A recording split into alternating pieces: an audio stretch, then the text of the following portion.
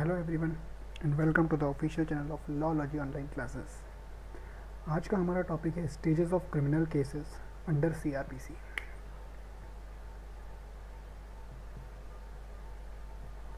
Stages of criminal case under CrPC. अब आप सोचो कि सीआरपीसी क्या है। सीआरपीसी का मतलब होता है कोड ऑफ क्रिमिनल प्रोसीजर, दंड प्रक्रिया संहिता। जितनी भी कोर्ट की प्रोसीडिंग होती है, कोई भी क्राइम होता है और जब वो क्राइम के लिए ट्रायल स्टार्ट होता है तो मजिस्ट्रेट को जो भी प्रोविजंस फॉलो करना होते हैं वो सब सीआरपीसी के अंतर्गत दिए गए हैं। ये सीआरपीसी आया कब?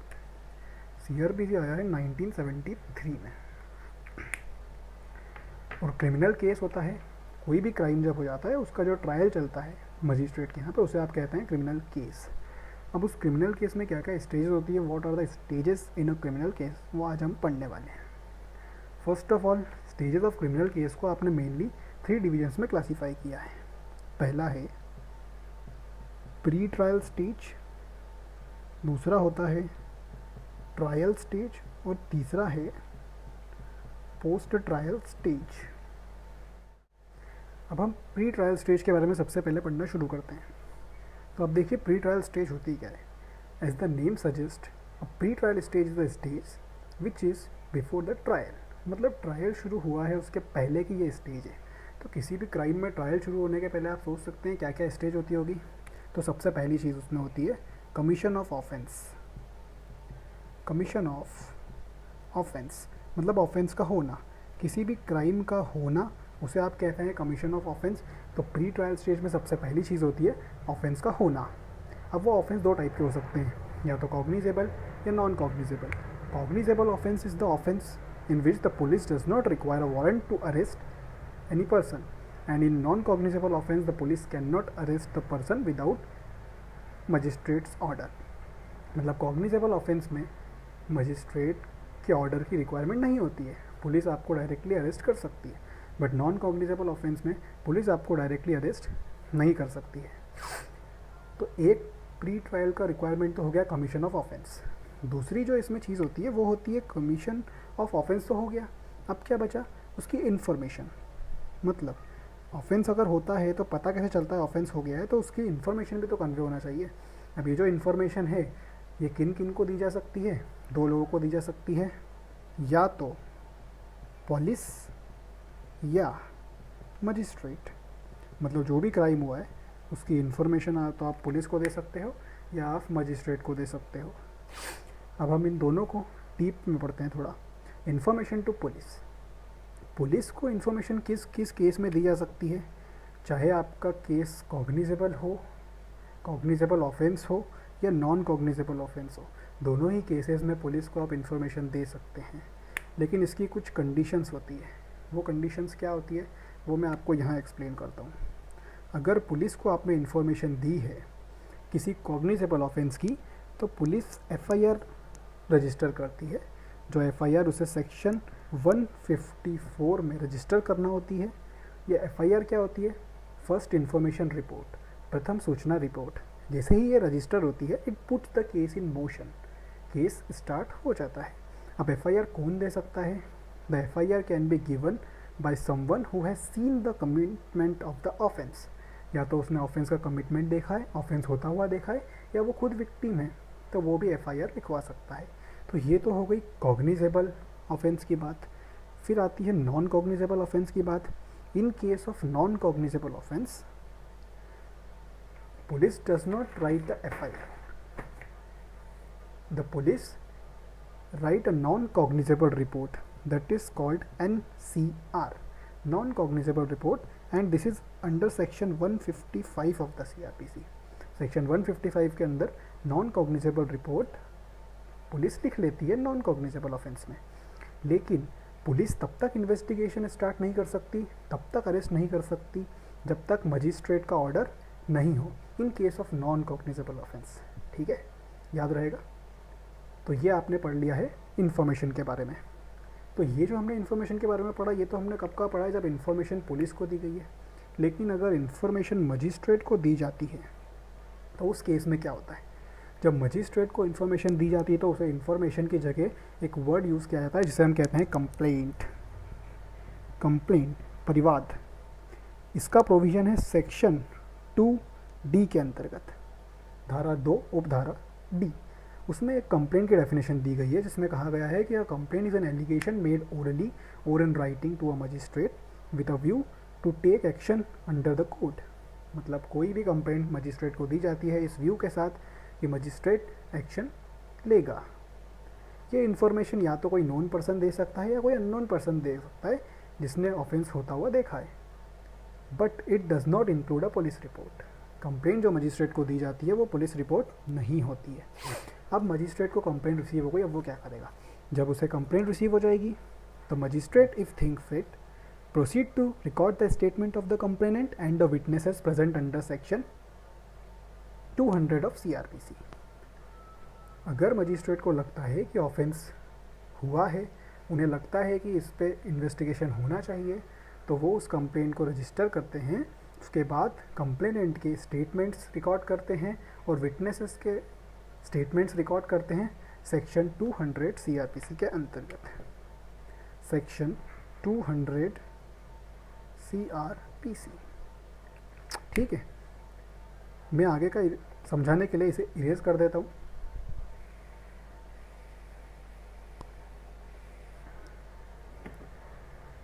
उसके बाद ये तो एक चीज़ हो गई कि अगर मजिस्ट्रेट को लगता है कि इन्फॉर्मेशन सच्ची है तो वो सेक्शन 200 CRPC में स्टेटमेंट रिकॉर्ड करते हैं। But if there is no sufficient ground for proceeding he may dismiss the complaint under section 203 of CRPC।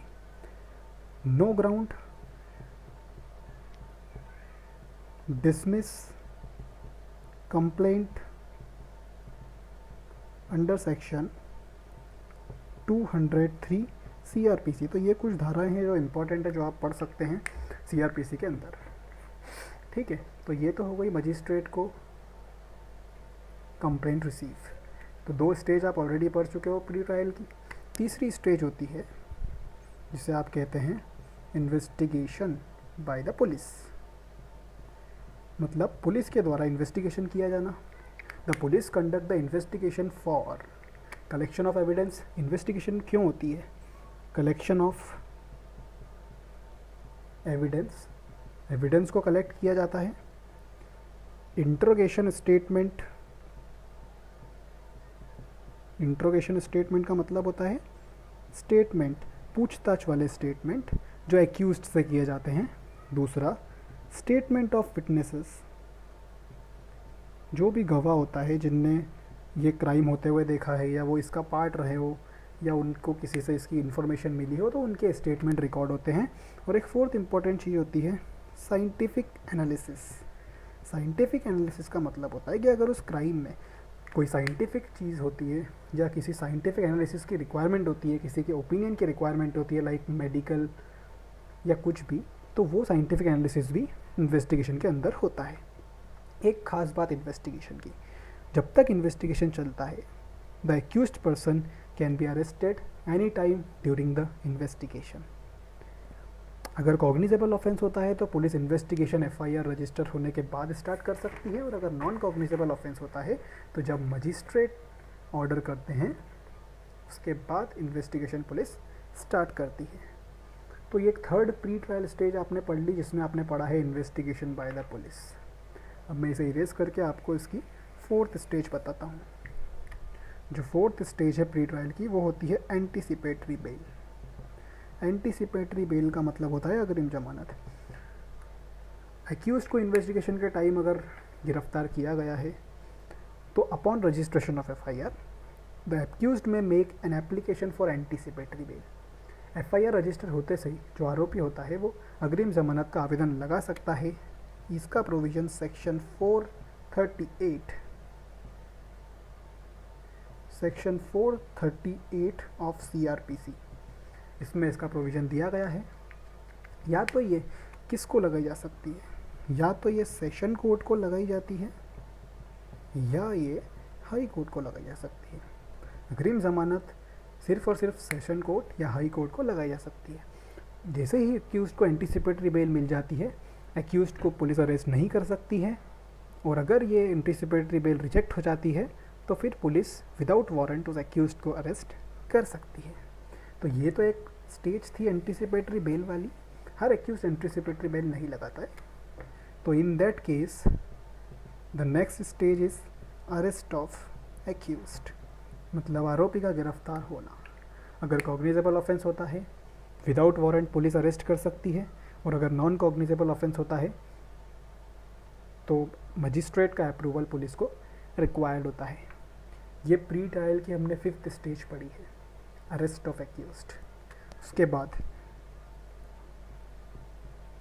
हम सभी को पता है कि जैसे ही किसी एक्यूज्ड का अरेस्ट होता है, production of accused to magistrate within 24 hour, 24 घंटे के अंदर आरोपी को मजिस्ट्रेट के सामने ले जाया जाता है। उसके बाद नेक्स्ट स्टेज शुरू होती है जिसको अपन कहते हैं रिमांड। आपने बहुत बार सुना होगा किसी आरोपी के गिरफ्तार होने के बाद पुलिस रिमांड मांगती है। तो whenever an accused is arrested for any offense and police cannot complete the investigation within 24 hours, then such person is produced before a magistrate for seeking extension of police remand।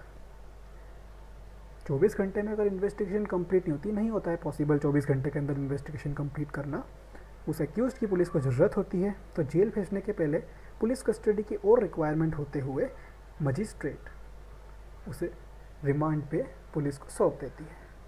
ये आपने 7th stage पढ़ी थी pre trial की।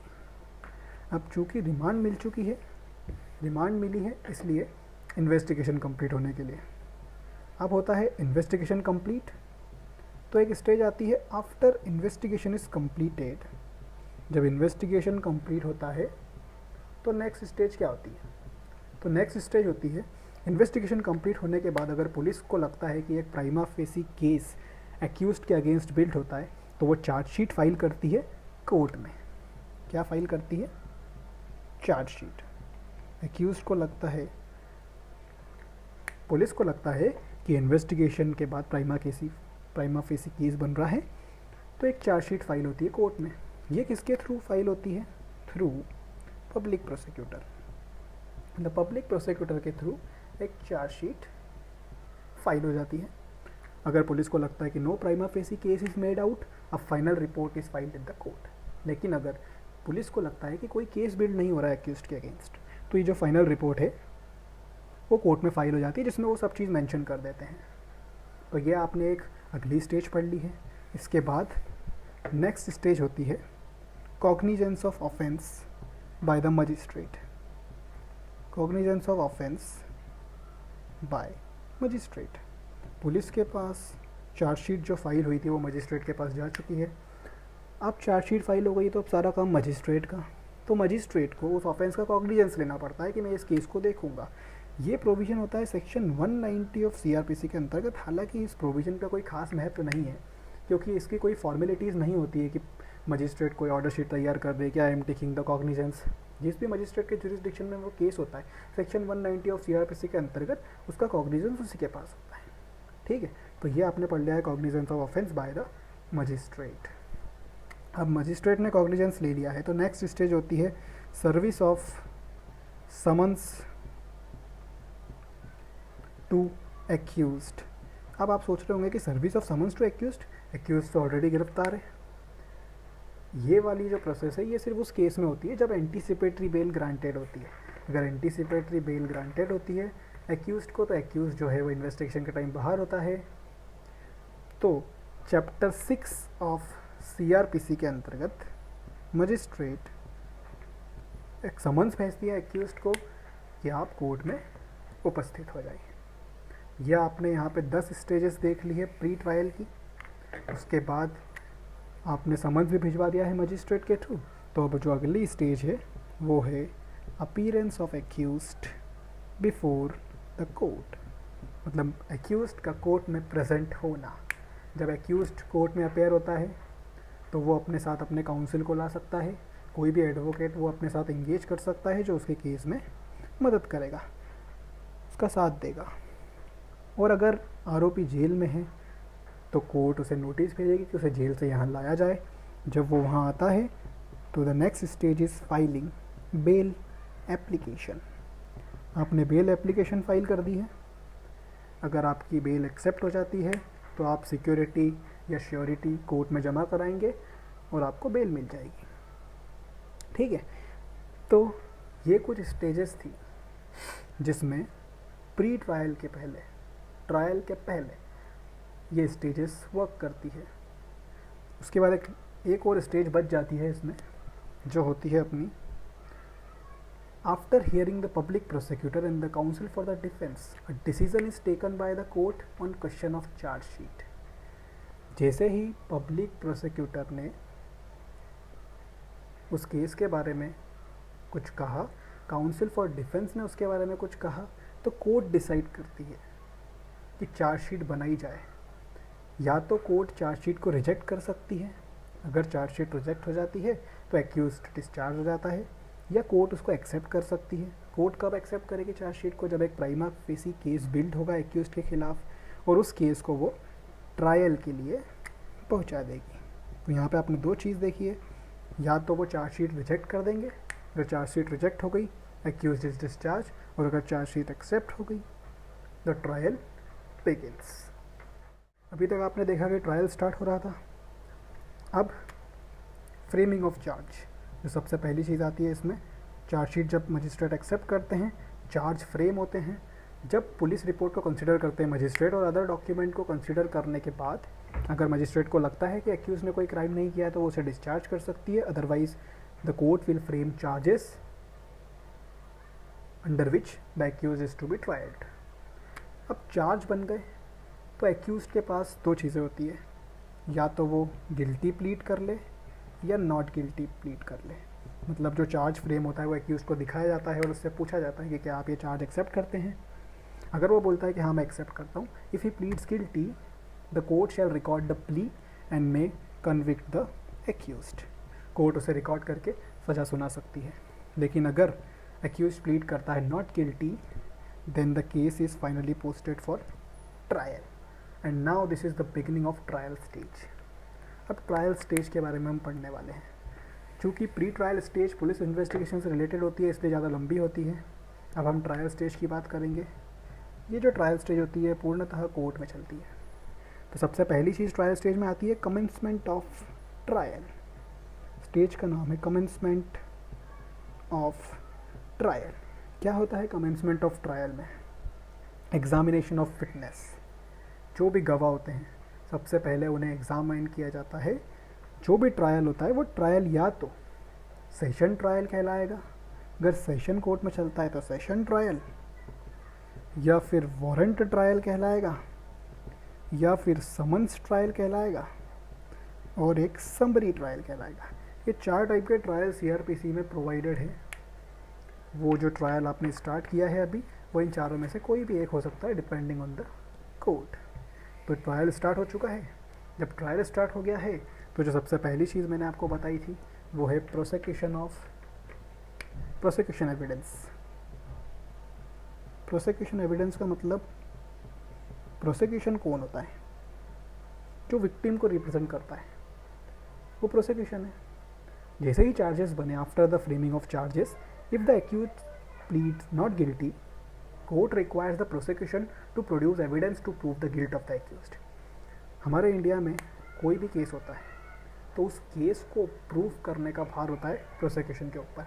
अगर prosecution prove नहीं कर पाता है तो जो एक्यूज होता है वो डिस्चार्ज भी हो सकता है।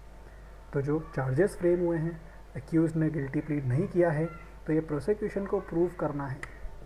Prosecution has to prove the guilt of accused. मतलब प्रोसिक्यूशन को आरोपी का गिल्ट प्रूव करना है। उसके लिए प्रोसिक्यूशन समन करते हैं अपने एविडेंस को मजिस्ट्रेट के थ्रू और उनके स्टेटमेंट रिकॉर्ड करते हैं, और वो जो स्टेटमेंट रिकॉर्ड करते हैं उसे कहते हैं examination of witness. Examination of witness are recorded in the proceedings of court. Court की प्रोसीडिंग में एग्जामिनेशन ऑफ विटनेस रिकॉर्डेड होते हैं। डिफेंस को भी हर एग्जामिनेशन का, हर विटनेस का क्रॉस एग्जामिनेशन करने की पावर होती है। मतलब जो भी सवाल एग्जामिनेशन में पूछे जाते हैं उसके counter questions defence counsel cross examination में पूछ सकते हैं. The magistrate has the power to issue summons to any person as witness और orders him to produce any document. Magistrate के पास पावर होती है कि वो किसी भी विटनेस को समन्स भिजवा सकता है जो प्रोसिक्यूशन कहेगा अगर केस से रिलेटेड हो तो ये आपने प्रोसिक्यूशन एविडेंस के बारे में कुछ पढ़ा है. ये भी ट्रायल की एक स्टेज थी. अब जैसे ही सारे प्रोसिक्यूशन एविडेंस कंप्लीट हो जाएंगे, सबके क्रॉस एग्जामिनेशन कंप्लीट हो जाएंगे, so the next stage in the trial will be the statement of the accused. Statement of accused मतलब आरोपी के कथन, आरोपी के स्टेटमेंट. चूँकि आरोपी ने कोई क्राइम अगर किया है या मान लो उसने नहीं किया है तो उसे भी एक अपॉर्चुनिटी दी जाती है फैक्ट्स को एक्सप्लेन करने की या उस सर्कमस्टेंसेस को एक्सप्लेन करने की. तो ये जो प्रोसीजर होता है ये सेक्शन 313 ऑफ CRPC में प्रोवाइडेड है. The statement of accused. The accused is given an opportunity to be heard and explain the facts and circumstances of the case. These are not recorded under the oath and can be used for against him in the trial. कोई oath नहीं होती है इसकी, directly पूछे जा सकते हैं, directly उसे बोलने का मौका दिया जा सकता है एक्यूज्ड को और उसके खिलाफ ट्रायल में ये स्टेटमेंट्स यूज़ किए जा सकते हैं. तो ट्रायल की एक स्टेज और कंप्लीट हो गई है, the statement of accused. Statement of accused के बाद जो अगली स्टेज होती है वो होती है डिफेंस एविडेंस. पहले जो हुए थे वो थे प्रोसिक्यूशन एविडेंस. प्रोसिक्यूशन साबित कर रहा था डिफेंस का गिल्ट, लेकिन डिफेंस एविडेंस में एक्यूज्ड को अपॉर्चुनिटी दी जाती है कि वो कुछ ओरल या डॉक्यूमेंट्री एविडेंस अगर चाहता है पेश करना अपने फेवर में तो वो डिफेंस एविडेंस के टाइम पे पेश कर सकता है. एक बार हम रिवाइज कर लेते हैं क्या क्या स्टेज चली ट्रायल में. सबसे पहले ट्रायल स्टार्ट हुआ. ट्रायल स्टार्ट होने के बाद प्रोसिक्यूशन एविडेंस हुए.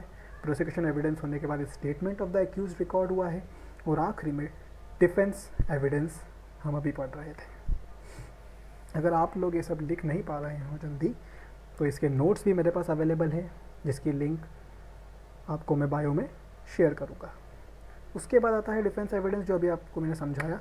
फिर एक स्टेज आती है जिसको अपन कहते हैं फाइनल आर्ग्यूमेंट. फाइनल आर्ग्यूमेंट को आप अंतिम बहस भी कहते हैं हिंदी में. पब्लिक प्रोसिक्यूटर और डिफेंस काउंसिल जो भी एविडेंसेस उस कोर्ट में हुए हैं, उस केस में हुए हैं, उसके बिहाफ पे अपनी अपनी आर्ग्यूमेंट्स मजिस्ट्रेट के सामने या सेशन जज के सामने पेश करते हैं, जिन आर्ग्यूमेंट्स पे मजिस्ट्रेट आगे विचार करेंगे. फाइनल आर्ग्यूमेंट हो गया. फाइनल आर्ग्यूमेंट के बाद जो नेक्स्ट स्टेज है वो है जजमेंट एंड सेंटेंस. मतलब फाइनल जजमेंट हुआ है और कोर्ट ने सजा दी है. If the final decision of the court with reasons give in support of the acquittal और कन्विक्शन. दो चीज़ें हो सकती है, या तो एक्विटल हो रहा है या कन्विक्शन हो रहा है. मतलब या तो आरोपी बरी हो रहा है या आरोपी को सज़ा मिल रही है. तो उसका पूरा रीज़न कि कोर्ट ने ऐसा डिसीजन क्यों लिया है, पूरे रीजंस के साथ एक पेज पे टाइप होता है जिसे आप जजमेंट कहते हैं. तो ये हो गया आपका जजमेंट वाली स्टेज और सेंटेंस वाली स्टेज. फिर एक चीज़ आती है आर्ग्यूमेंट्स ऑन सेंटेंस. सज़ा पे आर्ग्यूमेंट्स मतलब अगर मजिस्ट्रेट ने कोई सेंटेंस सुनाया है तो उस पर भी आर्ग्यूमेंट्स किए जा सकते हैं. क्योंकि ये वाला जो आर्ग्यूमेंट्स ऑन सेंटेंस वाला प्रोविज़न है ये हर केस में लागू नहीं होता है. सिर्फ उन्हीं केसेस में ऐसे मौके दिए जाते हैं जिसमें या तो accused is convicted of an offence whose punishment is life imprisonment और डेथ पेनल्टी. डेथ पेनल्टी या लाइफ इम्प्रिजनमेंट वाले केसेस में ही यूजुअली ऐसा मौका दिया जा सकता है जब सज़ा पे डिफेंस काउंसिल और प्रोसिक्यूशन काउंसिल बहस कर सकते हैं. ये आर्ग्यूमेंट्स ऑन सेंटेंस सुनने के बाद मजिस्ट्रेट अपना फैसला सुरक्षित रख लेता है और उसके बाद जब वो फैसले को निकालते हैं तो उसे आप कहते हैं final judgement. After hearing the arguments courts finally decide what should be the punishment for the accused. और उसकी जो पनिशमेंट है विथ रीजंस मेंशन किए जाते हैं जिसे आप कहेंगे फाइनल जजमेंट. और इसी के साथ आपकी जो ट्रायल स्टेज है वो कंप्लीट हो जाती है. अब हम मूव करेंगे पोस्ट ट्रायल स्टेज की जगह. हमने ट्रायल स्टेज के बारे में पढ़ा था, अब हम पोस्ट ट्रायल स्टेज पढ़ने वाले हैं. पोस्ट ट्रायल स्टेज में जो सबसे पहली चीज़ होती है वो होती है अपील या रिवीजन. सज़ा मिल चुकी है, अब आपके पास क्या ऑप्शन है, या तो आप अपील फाइल करो with in the specific period of time. उसके बाद जिस भी कोर्ट में आप अपील फाइल करेंगे वो नोटिस इशू करेगी अपोजिट पार्टी को। जब दोनों पार्टी अपेयर हो जाएगी तो उनके आर्ग्यूमेंट सुनेगी, और अगर आर्ग्यूमेंट सुनने के बाद लगता है कि ये सज़ा कम हो सकती है या ख़त्म हो सकती है तो अपीलेट कोर्ट जो है वो अपना डिसीज़न सुना देगी। उसके बाद एक दूसरी चीज़ इसी में दी है रिवीजन। अब ये रिवीजन क्या है, जब किसी केस में कोई राइट ऑफ अपील प्रोवाइडेड नहीं है, नहीं मतलब राइट ऑफ अपील प्रोवाइडेड है बट फाइल नहीं किया गया है, तो court can entertain a revision to prevent the miscarriage of justice. मतलब कोर्ट रिवीजन को एंटरटेन कर सकती है ताकि कहीं जस्टिस का मिसकैरियज ना हो, जस्टिस का दुरुपयोग ना हो, और वो लोअर कोर्ट के ऑर्डर को रिवाइज करके चेंज कर सकती है। तो ये पोस्ट ट्रायल की एक सबसे इम्पोर्टेंट स्टेज थी, तो अपील या रिवीजन। उसके बाद अपील जब चली गई, बहस सुन ली गई, तो जजमेंट ऑफ अपीलेट कोर्ट, जो भी अपीलेट कोर्ट है, दोनों पक्षों की बहस सुनने के बाद वो अपना जजमेंट सुनाएगी, और अगर उसे लगता है कि सज़ा कम हो गई है तो वो सज़ा कम कर देगी, और अगर मुझे लगता है कि सज़ा ऐसी की ऐसी बरकरार रहेगी तो उसे एज इट इज़ बरकरार रखेंगे। अब चूँकि अपील भी हो गई है तो अब जो आखिरी स्टेज है वो है एग्जीक्यूशन ऑफ सेंटेंस। अगर सज़ा बरकरार रखी गई है तो उस सज़ा को भुगताना, इसे आप कहेंगे एग्जीक्यूशन ऑफ सेंटेंस। ये हमारे स्टेजेस ऑफ क्रिमिनल केस की लास्ट स्टेज थी, सज़ा का भुगतना। इसी के साथ क्रिमिनल केस ख़त्म हो जाता है। चूँकि अपील अगर सेशन कोर्ट में हुई है तो उसके बाद आपके पास ऑप्शन रहेगा कि आप हाई कोर्ट में ले जा सकते हैं या सुप्रीम कोर्ट तक आप सेंटेंस को लेके जा सकते हैं, बट फाइनली जब अपीलेट कोर्ट का जजमेंट हो जाएगा तो सेंटेंस का एग्जीक्यूशन करवाया जाएगा। इसी के साथ स्टेजेस ऑफ क्रिमिनल केस ख़त्म होती है। होप आप लोगों को ये वीडियो पसंद आया होगा, आपको स्टेजेस ऑफ क्रिमिनल केस समझ आया होगा। अगर आपको मेरी ये वीडियो पसंद आई है तो मेरा चैनल सब्सक्राइब करें।